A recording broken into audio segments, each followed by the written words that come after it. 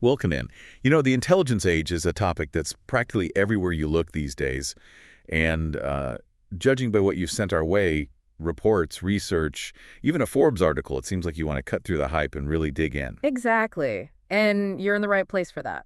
I mean, everyone's talking about it, but what makes this different from, say, the internet boom or even the Industrial Revolution? We're talking some pretty heavy stuff here. Academic papers, reports from places like Brookings.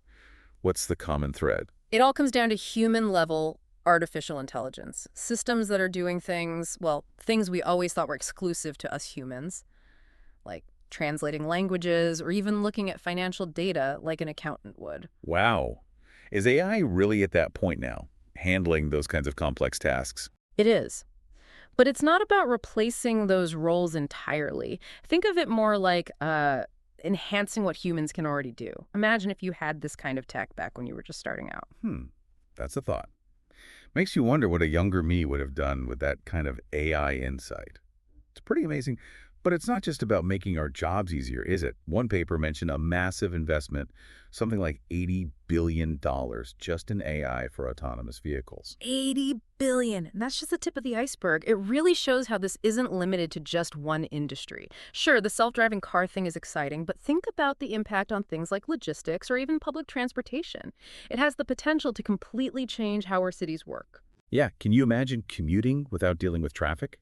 Or goods being shipped around the world with incredible speed and efficiency? This isn't just about some new cars, it's a whole system being redesigned. It really makes you think about all the data being analyzed, traffic patterns, financial trends. Makes you wonder about the whole privacy issue. Oh, absolutely. You can't talk about a technology this powerful, especially one that needs so much data, without addressing the ethical side and data privacy. Those are big ones. So how do we make sure this technology is used responsibly? Yeah. What kind of safeguards do we need to be thinking about? Well, one of the most important things is this idea of data minimization. Instead of just grabbing all the data you can, you focus on collecting only what's absolutely necessary for that specific task. No more just-in-case data hoarding. And just as important, giving you, the user, more control over your own data. Transparency is key. You should always know what data is being collected, why it's being collected, and how to opt out if you want to.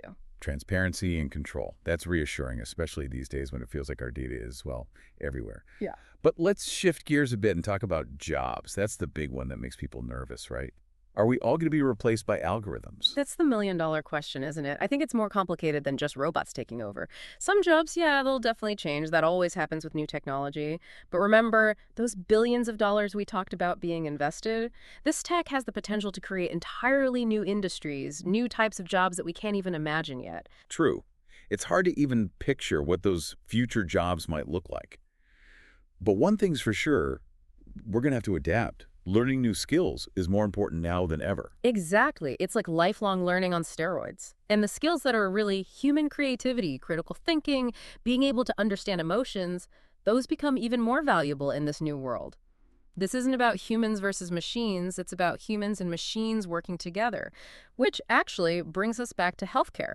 Not only can AI help with the shortage of healthcare workers, but it can analyze things like medical images incredibly fast and accurately. That's amazing. Imagine if we could diagnose diseases earlier and personalize treatment plans for every patient. Yeah. Like having a whole team of, expert consultants working right alongside our doctors. Incredible. That's it. And the best part is, this is just one example. We've covered transportation, healthcare, but this technology, it's being used to tackle all sorts of big problems like climate change, food security, you name it. It's really exciting to think about the potential for, positive change. But with all this talk about what AI can do, it's easy to go down that rabbit hole of what ifs. Like, what if it gets too powerful? What if it stops reflecting our values? Those are really important questions. And honestly, they're questions we need to be having as a society. Hmm, We can't just sit back and watch AI develop, right? We have to be involved, informed, and really shape where it goes from here. I like that. Engaged and informed participants. That's a good way to put it. Well, you've definitely given us a lot to think about today, from how this is transforming entire industries to the ethical stuff to the future of work, and we've only just scratched the surface. But hopefully this deep dive has given everyone a good foundation to build on. And more importantly, sparked that curiosity to learn more. Because this isn't a one-time conversation. It's something we need to keep talking about, keep paying attention to. Couldn't agree more. So, to everyone listening, we'll leave you with this. If you could ask one of these advanced AI systems anything, what would it be? What questions would help you navigate this new world we're all creating? Keep exploring, keep asking those questions, and most importantly, keep learning, because the intelligence age is just getting started.